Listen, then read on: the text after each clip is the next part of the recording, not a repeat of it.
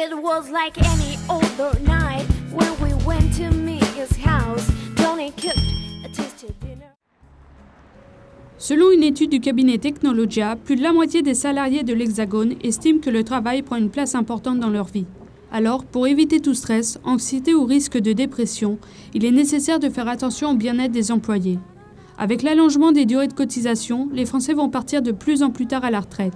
La question du bonheur en entreprise est donc essentielle. Mais comment y arriver ?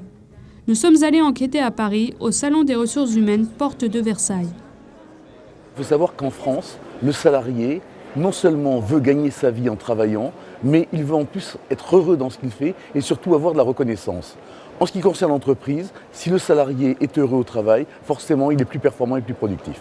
Si on est bien avec soi-même, si on est bien avec les autres, on va être inévitablement plus productif. L'entreprise a cassé les liens entre les gens. Aujourd'hui, on est arrivé au bout de ce système. L'entreprise a donc un rôle central à jouer dans cette recherche du bien-être. Mais si 73% des salariés se disent satisfaits de leur travail, selon un baromètre IFOP de juin 2010, certains événements tentent à prouver le contraire. Pour éviter ces incidents pouvant aller jusqu'au suicide, des mesures peuvent être mises en place par les sociétés, mais également par les employés eux-mêmes. Vous avez des techniques de base pour l'individu qui sont des techniques d'hygiène. Hygiène physique, hygiène mentale. Il y a une méthode que j'aime beaucoup, c'est la méthode RAS. Respiration, avoir une bonne respiration, puisque le cerveau et les muscles ont besoin d'oxygène. Alimentation, avoir une alimentation saine. Avoir également, faire du sport et bien dormir. Ça, c'est la base. L'idée, c'est de dire que l'entreprise est responsable de la santé physique et mentale de ses salariés. Et on ne peut pas obliger quelqu'un à aller bien. Donc l'entreprise, le manager, a tout intérêt à sensibiliser ses salariés, ses équipes à l'importance d'une bonne hygiène de vie et d'un bien-être général. Le problème de fond, de toute façon, aujourd'hui, c'est un problème de management.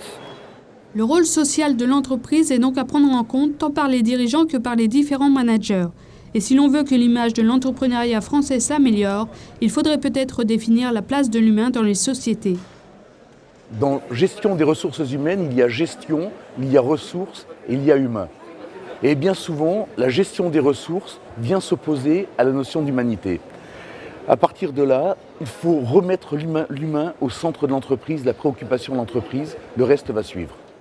It was like any other night when we went to Mia's house. Johnny cooked a tasty dinner.